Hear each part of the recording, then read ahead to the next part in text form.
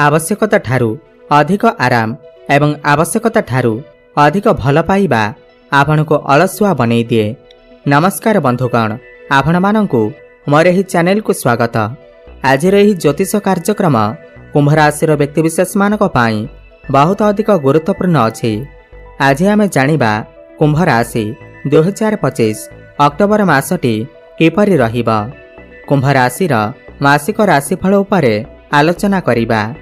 कुंभ राशि व्यक्तिविशेषंकर अक्टोबर मासटी किपरि रहिबा संपूर्ण भावरे आमे सेही विषय रे आलोचना करिबा।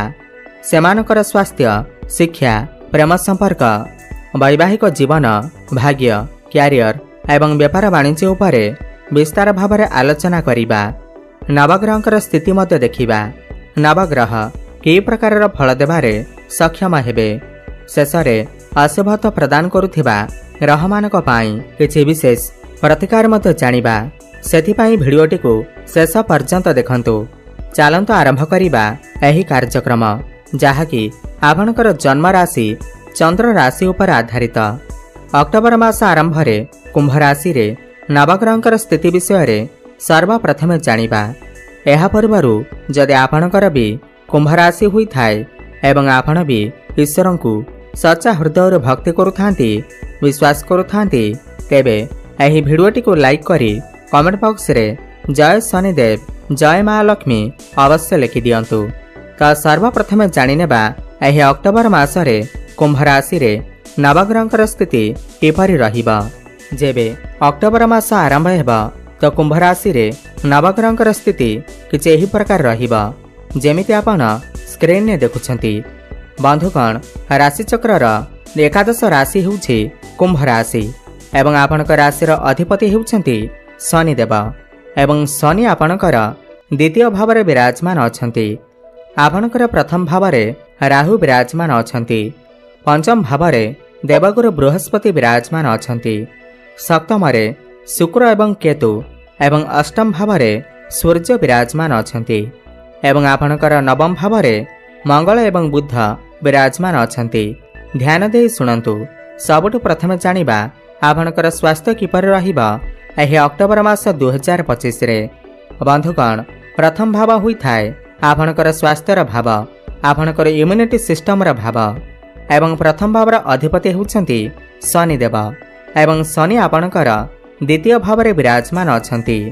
देखंतु, आपणकर प्रथम भावरे राहु विराजमान अछंती। एहा आपणक भितरे द्वंद्वता निश्चय भावरे सृष्टि हेउथिबा। आपणकर टिके माइग्रेन, मुंडबिंधा बेले समस्या देखा जाउथिबा। एहा सहित 17 अक्टोबर पूर्वरु सूर्यंकर दृष्टि शनि उपर रहुअछि तो आपणकर मुंडबिंधा बेले समस्या, माइग्रेन भली समस्या देखा जीवा। एहा सहित गଳାରେ କିଛି समस्या, आपणकर दांतरे କିଛି समस्या देखा देई पारे। एहा सहित आपण जदि कोउठी बाहर को बुलिबा को जाउछंती, दूर स्थान को यात्रा करूछंती तो आपणकर पेटरे किछि समस्या देखा देई पारे, गैस भली समस्या देखा देई पारे। एथिप्रति आपण टिके ध्यान देबे 17 अक्टोबर पर्यंत। किंतु 17 अक्टोबर परे आपणकर स्वास्थ्य बहुत भल रहिबा। एबे जानिबा आपणकर शिक्षा क्षेत्र किपरि रहिबा एही अक्टोबर मास 2025 रे। बंधुगण, पंचम भाव हुई थाए आपणकर शिक्षा क्षेत्रर भाव एवं पंचम भावर अधिपति हेउछंती बुध। बुध वर्तमान आपणकर अष्टम रे अछंती।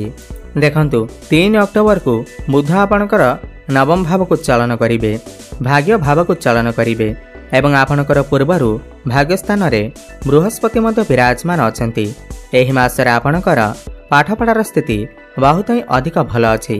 काहेकि ना बुधंकर स्थिति एही मासरे बहुत अधिक भल अछि। आपण जदि किछि उच्च शिक्षा करिबा को चाहुचंती, कोनसे नूतन स्थान रे एडमिशन नेबा को चाहुचंती किबा पाठपढ़ार किछि बड़ डिसिजन, बड़ परिवर्तन करिबा को चाहुचंती, ताहले एही मासरे निश्चिंत भावरे करंतु। आपनको शुभ फल प्राप्ति हेबा।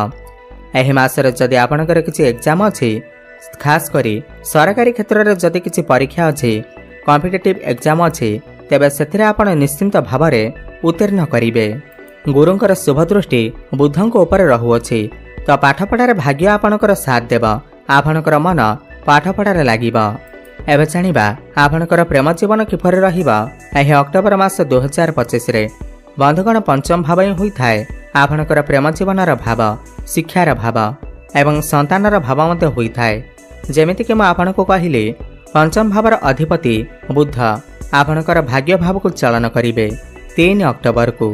ଦେଖନ୍ତୁ ଏହି ମାସରେ ଆପଣଙ୍କର ପ୍ରେମ ଜୀବନ ବହୁତ ଭଲ ଅଛି, ଭଲ ପାଇବାର ସ୍ଥିତି ବହୁତ ଭଲ ଅଛି, କିନ୍ତୁ ଶନିଙ୍କ ଉପରେ ସୂର୍ଯ୍ୟଙ୍କର ଦୃଷ୍ଟି ଥିବା ହେତୁ ଆପଣ ଆପଣଙ୍କର ପାର୍ଟନରକୁ ବା ସାମ୍ନାବାଲାକୁ ଯାହା ବି କିଛି କହୁଛନ୍ତି ତାହା ଭାବିଚିନ୍ତିକି କୁହନ୍ତୁ, ନହେଲେ ଆପଣ ଆପଣଙ୍କର ପାର୍ଟନରକୁ ଏମିତି କିଛି କଥା କହିଦେଇପାରନ୍ତି ଯାହା ତାଙ୍କ ମନରେ ଆଘାତ ଦେଇପାରେ, ଯାହାଫଳରେ ଆପଣଙ୍କର ପ୍ରେମ ଜୀବନରେ ସମସ୍ୟା ଉପୁଜିପାରେ।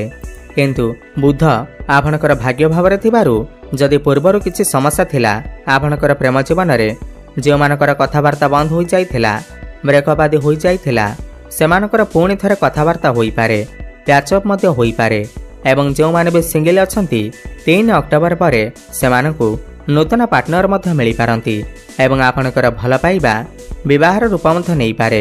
କିନ୍ତୁ ଆପଣ ଟିକେ ଆପଣଙ୍କର ବାଣୀ ଉପରେ ନିୟନ୍ତ୍ରଣ ରକ୍ଷା କରନ୍ତୁ, ଭାବିଚିନ୍ତିକି କଥାବାର୍ତ୍ତା କରନ୍ତୁ। ଏବେ ଜାଣିବା ଆପଣଙ୍କର ବୈବାହିକ ଜୀବନ କିପରି ରହିବ ଏହି ଅକ୍ଟୋବର ମାସ 2025ରେ। ବନ୍ଧୁଗଣ, ସପ୍ତମ ଭାବ ହୋଇଥାଏ ଆପଣଙ୍କର ବୈବାହିକ ଜୀବନର ଭାବ ଏବଂ ସପ୍ତମ ଭାବର ଅଧିପତି ସୂର୍ଯ୍ୟ ଆପଣଙ୍କର ଅଷ୍ଟମରେ ଅଛନ୍ତି। ଦେଖନ୍ତୁ ଅଷ୍ଟମ, ଷଷ୍ଠ ଏବଂ ଦ୍ୱାଦଶ ଭାବକୁ କୁଣ୍ଡଳୀରେ ଭଲ ବିଚାର କରାଯାଇନଥାଏ, ତ ସପ୍ତମ ଭାବର ଅଧିପତି ସୂର୍ଯ୍ୟ ଆପଣଙ୍କର 17 ଅକ୍ଟୋବର ପର୍ଯ୍ୟନ୍ତ ଆପଣଙ୍କର ଅଷ୍ଟମ ଭାବରେ ଅଛନ୍ତି, ଯାହାଫଳରେ 17 ଅକ୍ଟୋବର ପୂର୍ବରୁ ଆପଣଙ୍କର ବୈବାହିକ ଜୀବନରେ କିଛି ସମସ୍ୟା ଦେଖାଦେଇପାରେ, ହୁଏତ କିଛି ସମସ୍ୟା ଉପୁଜିପାରେ, ନହେଲେ ଆପଣଙ୍କର ଲାଇଫ୍ ପାର୍ଟନରଙ୍କର ସ୍ୱାସ୍ଥ୍ୟରେ କିଛି ସମସ୍ୟା ଦେଖାଦେଇପାରେ। ଏହା ସହିତ ଆପଣଙ୍କର ସପ୍ତମ ଭାବରେ ଶୁକ୍ର ଏବଂ କେତୁ ବିରାଜମାନ ଅଛନ୍ତି। ଶୁକ୍ର ଥିବା ହେତୁ ଆପଣଙ୍କ ଭିତରେ ଭଲ ପାଇବା ତ ବଢ଼ିବ, କିନ୍ତୁ କେତୁ ଥିବା ହେତୁ ଆପଣଙ୍କ ଭିତରେ ଯେତେ ଭଲ ପାଇବା ଥିଲେ ମଧ୍ୟ ଆପଣଙ୍କ ଭିତରେ ଅସନ୍ତୁଷ୍ଟି ଦେଖାଦେଇପାରେ, ତାଳମେଳ ଠିକ୍ ରହିନପାରେ, ଆକସ୍ମିକ ଭାବରେ କଳି ଝଗଡ଼ା ମଧ୍ୟ ଉତ୍ପନ୍ନ ହୋଇପାରେ।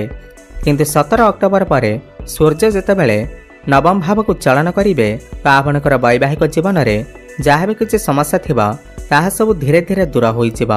ଆପଣଙ୍କ ଭିତରେ ଭଲ ପାଇବା ବଢ଼ିବା ସହିତ ତାଳମେଳ ମଧ୍ୟ ବହୁତ ଭଲ ରହିବ।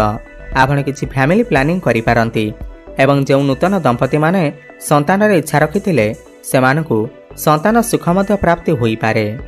ଏବେ ଜାଣିବା ସବୁଠାରୁ ଗୁରୁତ୍ୱପୂର୍ଣ୍ଣ ବିଷୟବସ୍ତୁ, ଯାହାକି ଆପଣଙ୍କର ଭାଗ୍ୟ, କ୍ୟାରିୟର ଏବଂ ବେପାର ବାଣିଜ୍ୟ କିପରି ରହିବ ଏହି ଅକ୍ଟୋବର ମାସ 2025ରେ। ବନ୍ଧୁଗଣ, ନବମ ଭାବ ହୋଇଥାଏ ଆପଣଙ୍କର ଭାଗ୍ୟର ଭାବ, ଦଶମ ଭାବ ହୋଇଥାଏ ଆପଣଙ୍କର କ୍ୟାରିୟରର ଭାବ। ନବମ ଭାବର ଅଧିପତି ହେଉଛନ୍ତି ଶୁକ୍ର ଏବଂ ଶୁକ୍ର ଆପଣଙ୍କର ସପ୍ତମ ଭାବରେ ବିରାଜମାନ ଅଛନ୍ତି। ଦେଖନ୍ତୁ ଆପଣଙ୍କର ଭାଗ୍ୟ ଭାବର ଅଧିପତି ଶୁକ୍ର 9 ଅକ୍ଟୋବର ପୂର୍ବରୁ ସପ୍ତମ ଭାବରେ ଅଛନ୍ତି। 9 ଅକ୍ଟୋବର ପୂର୍ବରୁ ଆପଣଙ୍କର ଭାଗ୍ୟ ବହୁତ ହିଁ ଅଧିକ ଭଲ ଅଛି, କିନ୍ତୁ 9 ଅକ୍ଟୋବର ପରେ ଶୁକ୍ର ଆପଣଙ୍କର ଅଷ୍ଟମ ଭାବକୁ ଚଳନ କରିବେ, ତ 9 ଅକ୍ଟୋବର ପରେ ଆପଣଙ୍କର ଭାଗ୍ୟ ଭଲ ନାହିଁ। ଆପଣ ଯେଉଁ ବି କାର୍ଯ୍ୟରେ ହାତ ଦେବେ ସେଥିରେ କିଛି ନା କିଛି ବାଧା ଉପୁଜିପାରେ। ଆପଣଙ୍କର କାମ ଯେଉଁ କାମ 2 ଦିନରେ ହେବା କଥା ତାହା 10 ଦିନ ଲାଗିଯାଇପାରେ, କିଛି ନା କିଛି ସମସ୍ୟା ଉପୁଜିପାରେ। ସେଥିପାଇଁ ଆପଣ ଯଦି କିଛି ବଡ଼ କାମର ଆରମ୍ଭ କରିବାକୁ ଚାହୁଁଛନ୍ତି, ବଡ଼ ଡିସିସନ୍, ବଡ଼ ଜିନିଷ କ୍ରୟ କରିବାକୁ ଚାହୁଁଛନ୍ତି, ତାହେଲେ 9 ଅକ୍ଟୋବର ପୂର୍ବରୁ କରନ୍ତୁ, ଭାଗ୍ୟ ଆପଣଙ୍କର ସାଥ ଦେବ। ଯେଉଁମାନେ ସେୟାର ମାର୍କେଟ, ଷ୍ଟକ୍ ମାର୍କେଟ ଏବଂ ଟ୍ରେଡିଂରେ କାମ କରୁଛନ୍ତି ତ 9 ଅକ୍ଟୋବର ପୂର୍ବରୁ ସେମାନଙ୍କୁ ଆକସ୍ମିକ ଧନଲାଭ ମଧ୍ୟ ହୋଇପାରେ। କିନ୍ତୁ 9 ଅକ୍ଟୋବର ପରେ ଆପଣ କିଛି ବି ଶୁଭ ମାଙ୍ଗଳିକ କାର୍ଯ୍ୟର ଆୟୋଜନ କରନ୍ତୁ ନାହିଁ, କୌଣସି ବି ବଡ଼ ଡିସିସନ୍ ନିଅନ୍ତୁ ନାହିଁ, ବଡ଼ କାର୍ଯ୍ୟର ଆରମ୍ଭ କରନ୍ତୁ ନାହିଁ, ନହେଲେ ସମସ୍ୟାରେ ପଡ଼ିପାରନ୍ତି। କ୍ୟାରିୟରର କଥା ହେବା ଯଦି ଦଶମ ଭାବ ହୋଇଥାଏ କ୍ୟାରିୟରର ଭାବ ଏବଂ ଦଶମ ଭାବର ଅଧିପତି ମଙ୍ଗଳ ଆପଣଙ୍କର ଭାଗ୍ୟ ଭାବରେ ଅଛନ୍ତି।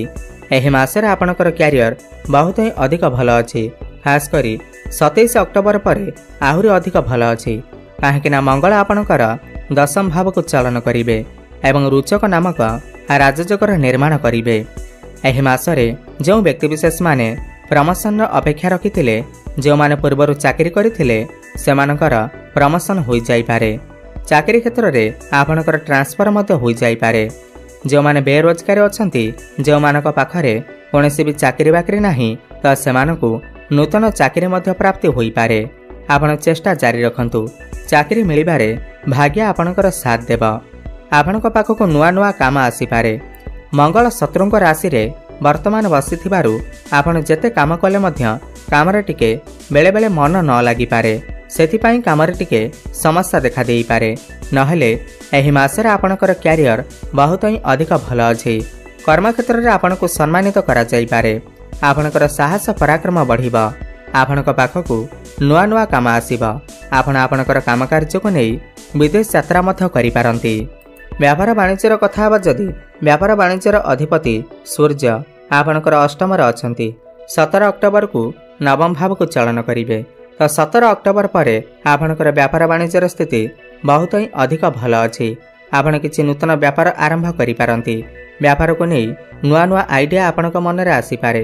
ପାର୍ଟନରସିପ୍ରେ ଆପଣ କିଛି ବ୍ୟାପାର ବାଣିଜ୍ୟ ମଧ୍ୟ ଆରମ୍ଭ କରିପାରନ୍ତି। ଆପଣଙ୍କର ଡେଲି ଇନକମ୍ରେ ବୃଦ୍ଧି ହେବା ସହିତ ଆପଣ କିଛି ପଇସା ମଧ୍ୟ ସଞ୍ଚୟ କରିବେ। ଫାଇନାନ୍ସିଆଲ ଗ୍ରୋଥ ହେବ। ବ୍ୟାଙ୍କ ବାଲାନ୍ସ ମଧ୍ୟ ବଢ଼ିବ। ଏବେ ଜାଣିବା କିଛି ଉପାୟ ବିଷୟରେ ଯାହାକୁ କରିବା ଦ୍ୱାରା ଏହି ମାସରେ ଯାହା ବି କିଛି ସମସ୍ୟା ରହୁଅଛି ତାହା ଦୂର ହୋଇପାରିବ। ସର୍ବପ୍ରଥମେ ତ ଆପଣ ପ୍ରତ୍ୟେକ ଦିନ ଶନିଙ୍କର ବୀଜମନ୍ତ୍ରର ଜପ ଅବଶ୍ୟ କରନ୍ତୁ। ଓಂ ପ୍ରାଂ ପ୍ରିଂ ପ୍ରଂ ସହ ଶନିଶ୍ଚରାୟ ନମଃ 108 ଥର ପ୍ରତ୍ୟେକ ଦିନ ଜପ କରନ୍ତୁ। ଶୁଭଫଳ ପ୍ରାପ୍ତି ହେବ। ପ୍ରତ୍ୟେକ ଦିନ ସନ୍ଧ୍ୟାରେ ହନୁମାନ ଚାଳିଶାର ପାଠ କରନ୍ତୁ ଏବଂ ସୂର୍ଯ୍ୟଙ୍କୁ ଜଳାର୍ଘ୍ୟ ଅର୍ପଣ କରନ୍ତୁ। ଶୁଭଫଳ ପ୍ରାପ୍ତି ହେବା ସହିତ ଆପଣଙ୍କର ଭାଗ୍ୟରେ ଉନ୍ନତି ଆସିବ। ଧନ୍ୟବାଦ।